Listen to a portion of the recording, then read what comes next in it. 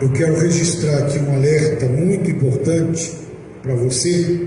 Quero que você preste atenção naquilo que nós vamos falar, que você fique muito atento. Primeiro que essa visão que nós vamos compartilhar com você, ela não é uma visão nova na nossa igreja. Desde sempre, aqueles que estão conosco conhecem a nossa posição a esse respeito que nós vamos tratar. Mas eu quero que você preste muita atenção no que nós vamos falar, e eu vou comentar algumas coisas sobre o que nós pregamos na quarta-feira. Nós pregamos Apocalipse capítulo 13, falamos sobre a marca da besta. E eu acho importante que todos ouçam. Então, algumas coisas você vai ouvir daquilo que nós tratamos na quarta-feira, mas há um alerta importante que eu quero que você fique bem atento no que nós vamos falar. Então diz assim, na minha Bíblia que tem um título, A vinda do Senhor, a revelação da apostasia, o homem da iniquidade.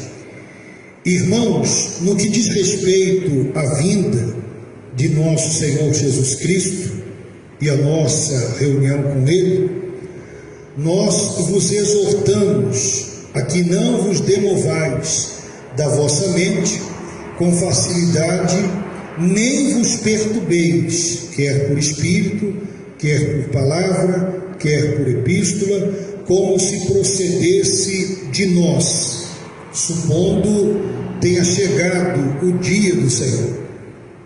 Ninguém de nenhum modo vos engane, porque isto não acontecerá sem que primeiro venha a apostasia e seja revelado o homem da iniquidade, o filho da perdição, o qual se opõe e se levanta contra tudo que se chama Deus ou é objeto de culto, a ponto de assentar-se no santuário de Deus, ostentando-se como se fosse o próprio Deus. Não vos recordais de que ainda convosco eu costumava dizer-vos estas coisas? E agora sabeis o que o detém, para que ele seja revelado somente em ocasião própria. Deixa a sua Bíblia aberta, olhe para mim. Nós vamos falar acerca da vinda do Senhor Jesus. Eu vou repetir aquilo que para a nossa igreja, que é aqueles que já são da igreja, não é novidade, mas o texto se faz necessário eu deixar claro para você. Existem duas visões, as duas que predominam em relação à vinda do Senhor Jesus. Existe aqueles que têm a visão dispensacionalista, pré-tribulacionista, que eles acreditam num arrebatamento secreto, em que as pessoas elas começam a sumir, elas começam a desaparecer. Você vai ver um filme que fez muito sucesso, já tem mais de 20 anos esse filme, chamado Deixados para Trás. Sem contar o farto material de vídeo que você vai ver na internet, defendendo essa visão. Eu tenho que dizer para você, embora você sabe, mas essa é a visão que predomina aqui no Brasil. A maioria das igrejas, elas defendem essa visão do dispensacionalismo e o pré-tribulacionismo, que creem nesse arrebatamento secreto. Eu já disse aqui em outras ocasiões, vou repetir, essa é uma visão nova, uma visão que tem um pouco mais de 200 anos. Eu já disse que ela surgiu também através de uma revelação por uma jovem chamada Margaret MacDonald, que diz que Deus revelou para ela como seria a vida de Cristo, etc. Depois você vai pegar outras pessoas na história, como um teólogo chamado John Nelson Darby, que escreveu uma Bíblia de estudo chamada Scofield, que também tem grande participação nessa influência. e as pessoas adotaram essa visão. Nós aqui na nossa igreja, isso é o básico para você entender, nós não defendemos essa visão, não vemos os apóstolos pregando isso, não é comum você ver os pais da igreja no período pós-apostólico defender isso, não é comum você ver os reformadores defender isso, então nós também não defendemos, não cremos nisso. Cremos num único evento, que Jesus virá. E aí alguém pergunta assim, mas o senhor não crê no arrebatamento da igreja? Creio. Num único evento, como Paulo disse, Jesus vem, os que morreram em Cristo ressuscitam primeiro, e nós, os que estivermos vivos, seremos arrebatados com Ele nos ares. Esse é o único evento. Agora, o que isso tem a ver com esse texto? Tem tudo a ver, porque aqui já existia essa dúvida. Quando é que Jesus voltará? Quando é que Ele vem? Porque já se ouvia por parte de alguns todo tipo de teologia, de confusão. Alguns já diziam que Ele já tinha vindo e não voltaria mais, e era só aquela vez e acabou. Então o apóstolo Paulo, respondendo essa questão, ele diz o seguinte: não, para que isso aconteça, há um evento que tem que acontecer primeiro, e esse evento é a aparição do homem da iniquidade, que é o mesmo que em outras partes a Bíblia vai tratar como o abominável da desolação. O apóstolo João é o único a tratar como sendo o anticristo, mas é o mesmo personagem. E o apóstolo Paulo diz que esse evento antecede a vinda do Senhor Jesus. Agora, para que esse homem da iniquidade, esse anticristo escatológico, personificado em um homem, esse último, escatológico, o anticristo final, ele apareça, existe um momento. Quando é que ele vai surgir? E aí nós falamos aqui na quarta-feira a respeito de Apocalipse capítulo 13, comentando sobre Mateus capítulo 24, que seria no período de tribulação. E aqui o apóstolo Paulo diz que para que ele viesse a surgir, primeiro vem a apostasia. A primeira coisa que acontece é a apostasia, e em seguida se manifesta o homem da iniquidade. Lá em Apocalipse capítulo 13, depois você lê na sua casa, eu não vou comentar todo o capítulo, mas João vê uma besta emergir do mar, que tem 7 cabeças e 10 chifres. Eu já expliquei que em Apocalipse a palavra mar representa nações, povos, multidões, etc. E que chifre no Apocalipse o significado é rei, reino, poder, etc. Então João mostra que esse personagem, esse anticristo, essa besta que sai do mar, é um homem que terá poder total sobre a política, o poder financeiro e militar nas mãos, poder absoluto, que ele recebe do próprio dragão. Já dissemos que o dragão é Satanás, mostramos lá no texto, e que ele vai surgir desta forma, e que ele recebe todo o poder do dragão. Mas aí João vai seguir e vai dizer que depois viu uma besta emergir da terra, parece cordeiro, mas fala como dragão, e essa tem 2 chifres, que representa o falso profeta.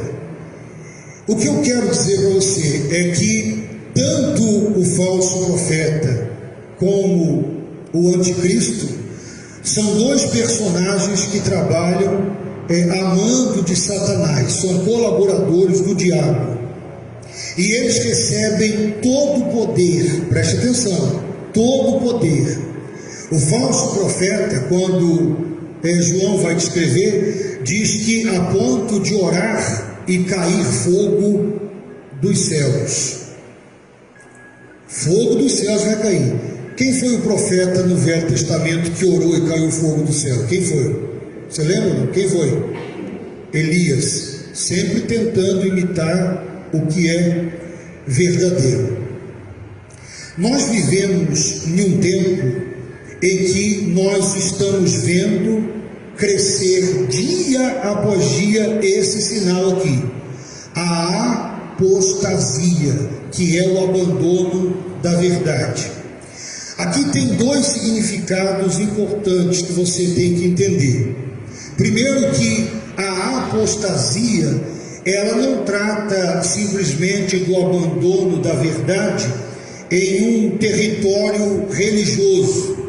Não, tanto no território, no ambiente religioso, como fora do ambiente religioso, você vê o mundo está se apostatando dia após dia. As pessoas estão abandonando o verdadeiro e abraçando o falso. Aquilo que a própria natureza e a ciência natural que Deus nos deu e que nós condenávamos há anos atrás, hoje as pessoas estão aceitando numa boa, elas estão concordando.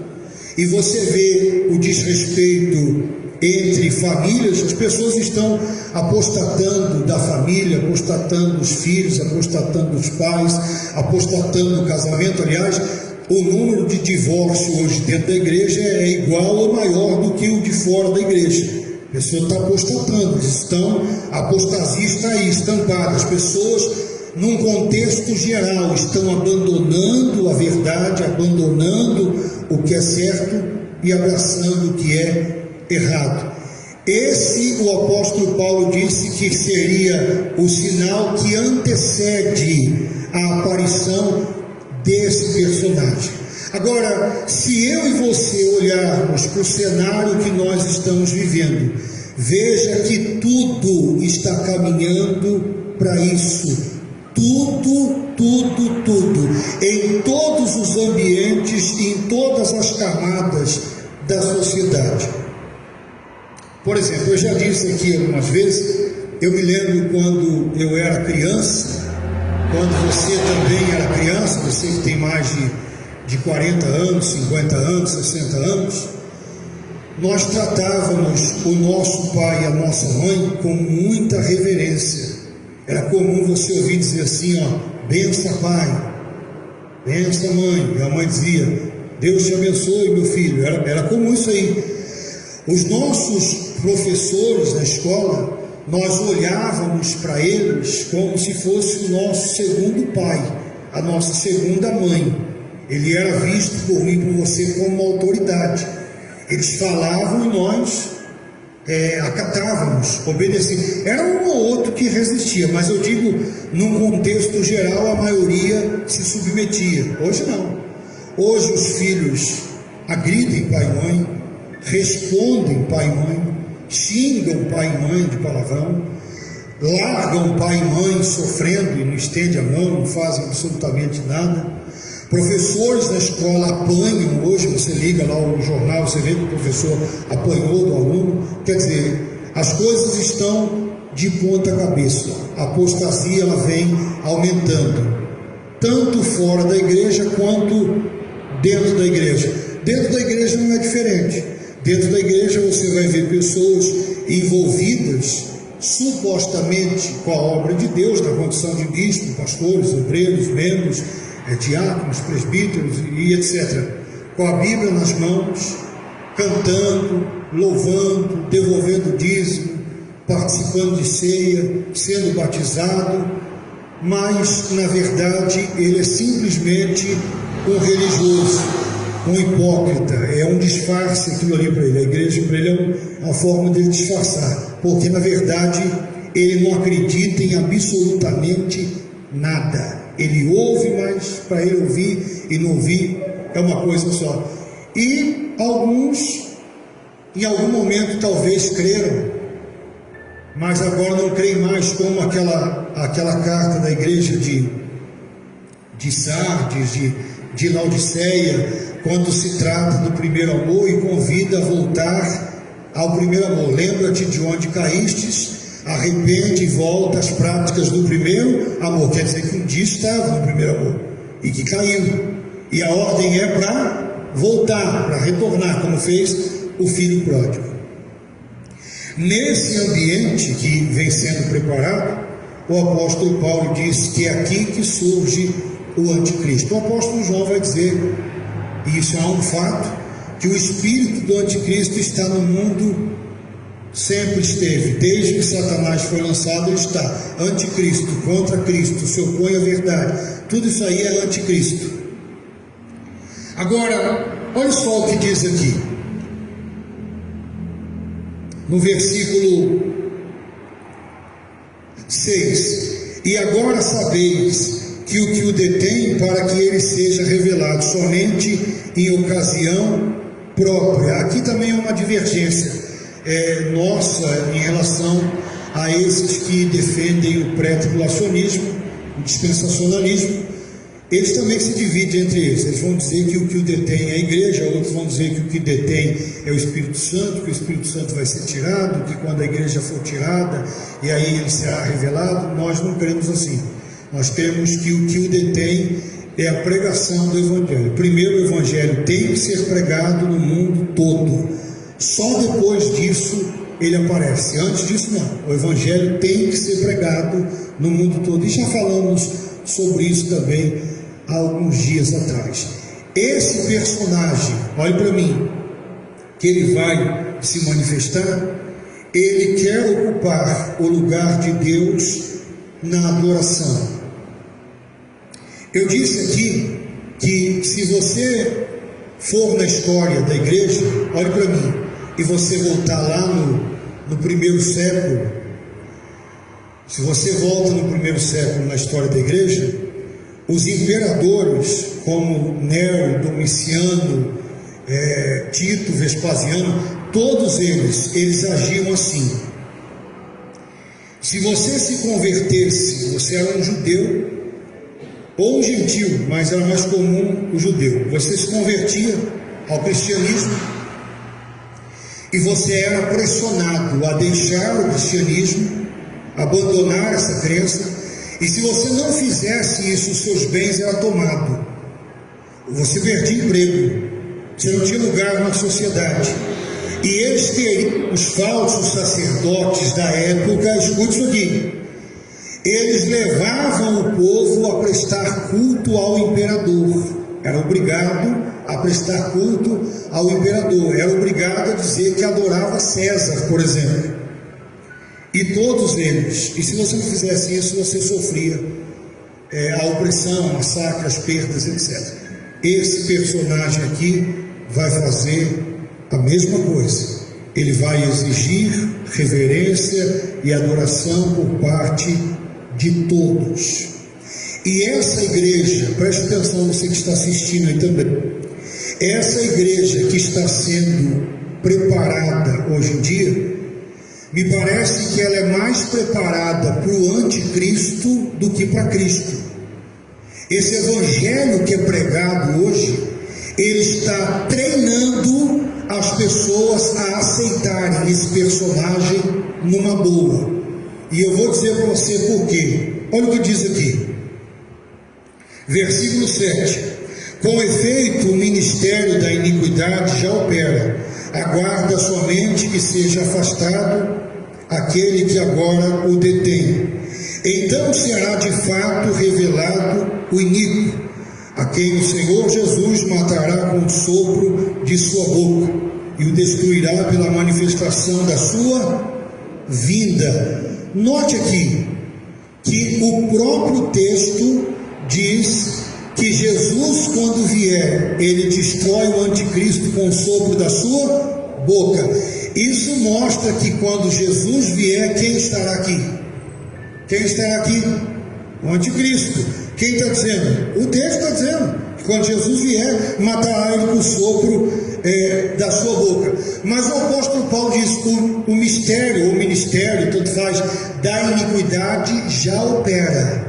Ou seja, os planos dele já são elaborados desde sempre. Ele vem ganhando território. E muitas igrejas, eu vou mostrar para você aqui, porque que elas estão trabalhando para que o povo aceite esse personagem numa boa. Escute aqui agora. Ora, versículo 9: o aparecimento do iníquo é segundo a eficácia de Satanás, com todo o poder, sinais e prodígios da mentira, e com todo engano de justiça aos que perecem, porque não acolheram o amor da verdade para serem salvos. E por este motivo, pois que Deus lhe manda a operação do erro, para dar em crédito o quê? A mentira, a fim de serem julgados todos quanto não deram crédito à verdade, antes, pelo contrário, deleitaram-se com toda a injustiça. Olhe para mim agora. Por que essa igreja moderna, e você que está me assistindo, talvez você é um pastor, bispo, um apóstolo, você, hoje tem tudo, profeta, por que essa igreja moderna trabalha para que esse personagem seja aceito? Porque o evangelho que está sendo pregado na maioria dos lugares, salvo algumas exceções, é o evangelho da barganha, é o evangelho da mentira. Então o sujeito pega um sinal que supostamente aconteceu e diz assim: você está vendo o que aconteceu aqui? Tem como negar que foi Deus que fez isso aqui? Se não foi Deus, quem é que fez isso aqui? Então, quer dizer, parece um argumento forte. Aparentemente é um argumento forte. Pensando bem, puxa vida, né? Foi um negócio forte mesmo que aconteceu. E aí diz assim: está vendo? Foi Deus que fez. Mas no texto bíblico, Paulo diz que Satanás é eficaz no engano, e que ele engana usando sinais e prodígios da mentira, e isso também desde sempre. Isso não será só no final, isso é em todo o período da história. Agora, voltando lá para Apocalipse 13, escute. João diz que essa besta que vai sair do mar, que tem 7 cabeças e 10 chifres, ela será ferida de morte. Ninguém sabe o que vai acontecer. Tem um monte de sabichão aí querendo explicar. Só fale o que a Bíblia fala. Quando ela não fala, você se cala. Mas a Bíblia diz que ela será ferida de morte. E depois, como que um milagre, um falso milagre, essa besta vai ressuscitar. Olhe para mim. Essas pessoas que são treinadas a acreditar em sinais, vendo esse acontecimento, o anticristo morrendo e ressuscitando, João disse que eles vão dizer assim: quem pode pelejar contra a besta? Quem pode resistir ela? Olha só o que aconteceu. Quer dizer, imitando o próprio Senhor Jesus, que morreu e ressuscitou, como que num disfarce acontecendo a mesma coisa. Esses que são treinados por essas falsas igrejas, esses daí, quando vê isso aí, e os próprios pastores dele, isso é muito grave, os falsos sacerdotes vão fazer como no primeiro século, eles próprios vão levar o povo, o falso profeta trabalha com o anticristo, dizendo que realmente ele é um enviado de Deus, porque olha o que ele está fazendo, ninguém poderia fazer isso aí, olha que revolução e etc. Então eu quero dizer algo para você.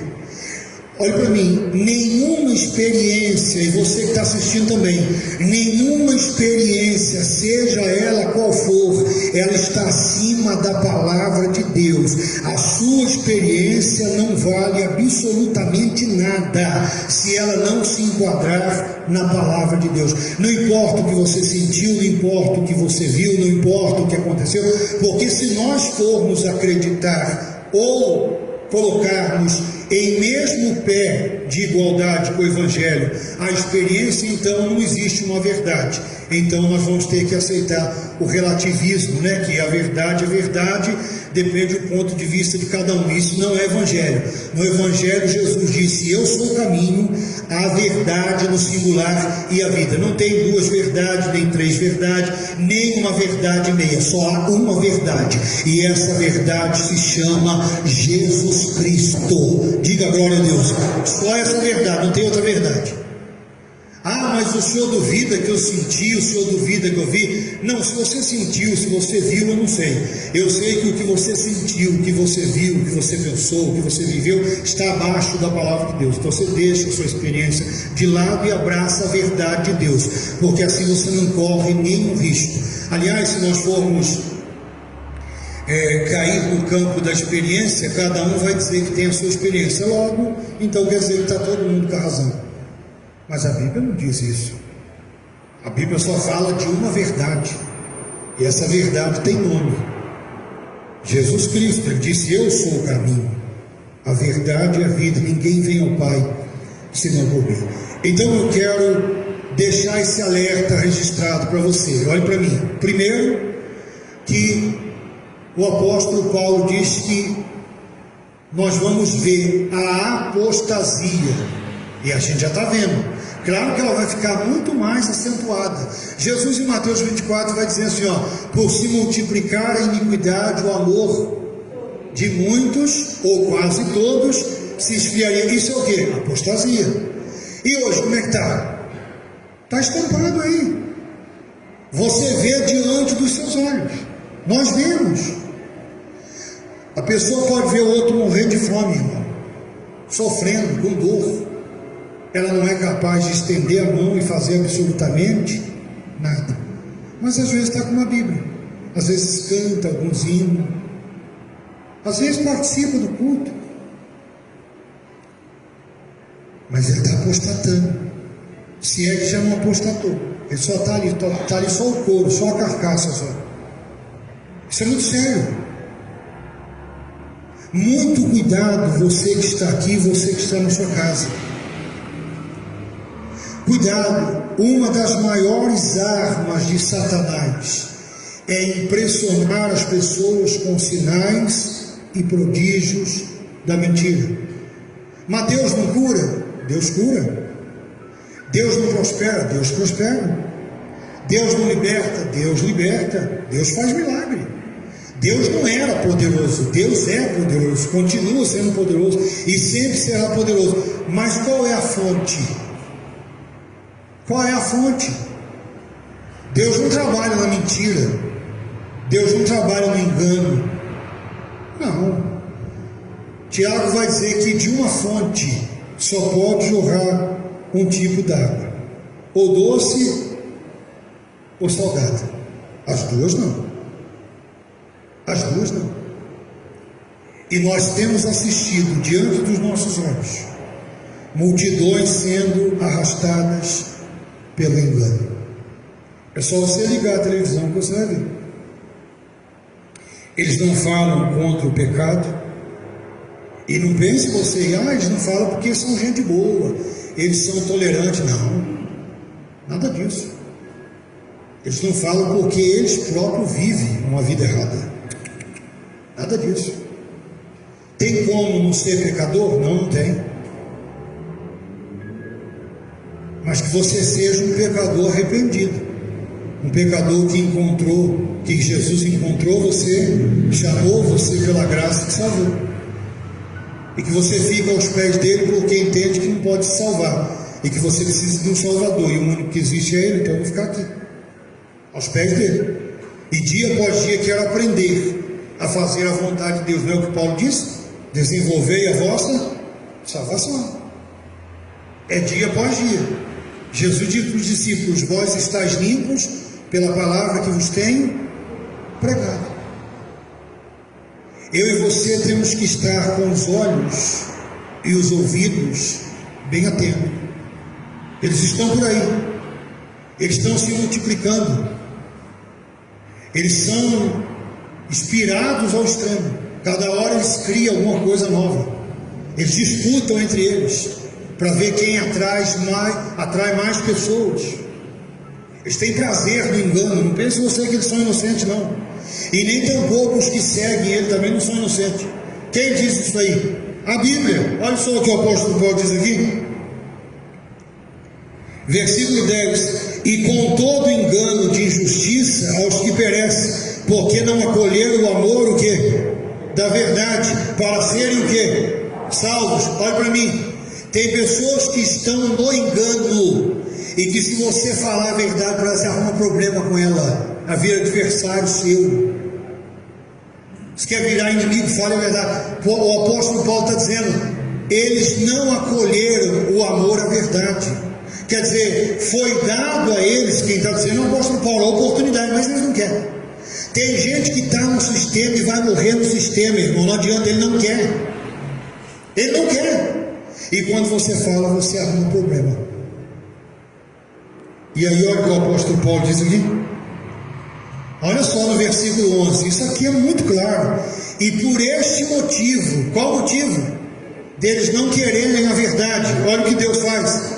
Por este motivo, pois que Deus me manda a operação do quê? Do erro, para darem crédito o quê? A mentira, a fim de serem julgados todos quanto não deram crédito à verdade. Antes, pelo contrário, deleitaram-se com a injustiça. Não pense você que eles se sentem mal, eles têm prazer, eles gostam do que eles fazem. E as pessoas que participam gostam também. Elas gostam. Um dia desse eu atendi uma pessoa, eu comentei isso aqui, e eu vi essa pessoa com algumas coisas na mão. Eu disse para ela, por que você está com isso aí? Ah, porque o bispo deu. Disse, olha, um dia eu estive nesse engano aí. Eu falei para ela, isso é mentira isso aí. Isso não é evangelho, isso não tem nada a ver com o evangelho. A senhora já leu como que os apóstolos pregavam e viviam? Aí ela disse, não tem muito tempo de ler não, mas o bispo falou. Ah, é? Então quer dizer que a última palavra na vida dela e de muitos é a palavra de quem? Do bispo, do pastor. Não. A palavra de Deus. Por isso que os bereanos, quando Paulo pregava, eles iam conferir. Os puritanos, eu disse que eu vou marcar um dia aqui e vou falar para vocês sobre a história da igreja. Houve a reforma, partindo de Martinho Lutero. Mas a reforma não foi levantada por Deus para consertar da reforma para frente. Foi para consertar todo o período. Porque no segundo século a igreja já começa a perder. Os apóstolos, o corpo estava quente lá ainda no cemitério e já estava se perdendo. É que você não conhece a história. Eles se perdem e começam a perder no século II, século III, século IV, vai se perdendo. Quando chega na hora da reforma, Deus tem a intenção de reformar todo o período pós-apostólico, porque já havia influência de tudo quanto é parte. Isso é muito sério. E as pessoas, elas abraçaram essa influência. Até hoje, as igrejas são adeptas disso aí. Coisas que o Evangelho não ensina, nunca ensinou. Uma dessas é essa autoridade do líder da igreja, como se ele fosse um ser supremo. Não. A reforma defende o seguinte: a autoridade maior dentro de uma igreja não é o pastor e nem o bispo, é a palavra de Deus. Ela está acima de pastor, de bispo, de igreja, de sistema e de tudo. Ela é a palavra de Deus. Amém? E hoje as pessoas se submetem a enganos por esses homens por aí e estão sendo conduzidas à perdição. Abre os seus olhos. Não, mas eu faço parte da igreja aqui. Eu sei. Mas com o evento da internet, os vídeos estão fartos por aí. E as pessoas se encantam ao ver um vídeo. Cuidado. Todo vídeo é ruim? Não. Tem vídeo bom. Tem pastores de Deus. Mas sabe o que falta para a igreja?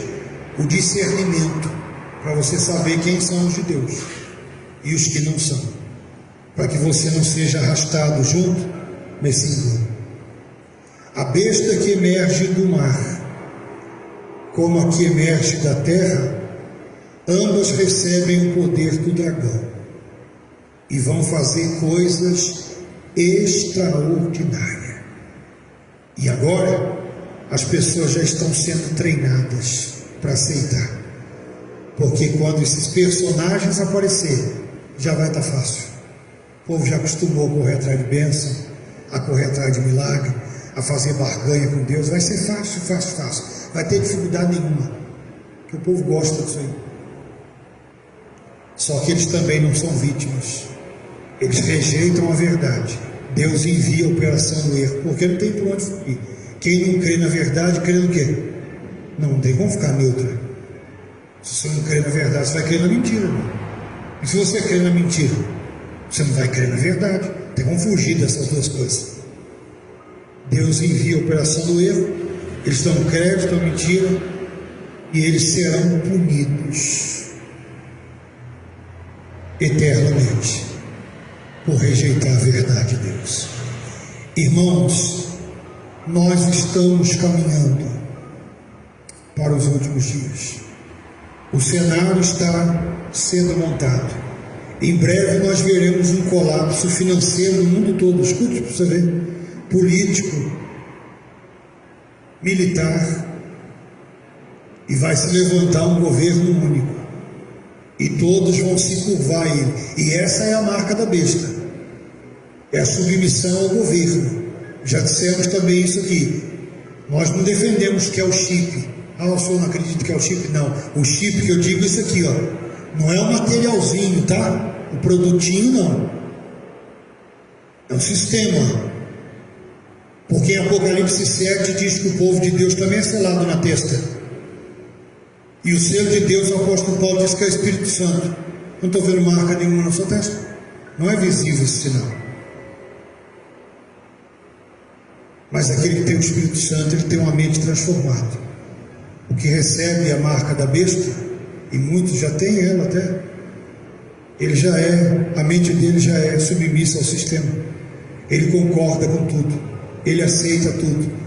Colossenses capítulo 3, Paulo disse assim: pensai nas coisas lá do alto, não nas que são aqui da terra.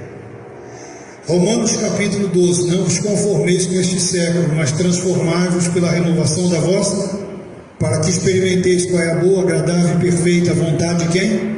De Deus. E aí surge uma pergunta: mas o chip não vai ser usado? Irmão, usado vai ser tudo. Tudo que tiver disponível vai ser usado. Já está sendo usado. Computador, televisão, tudo que você imaginar já é usado. Eles vão colocar o chip em você e vão te dar dinheiro.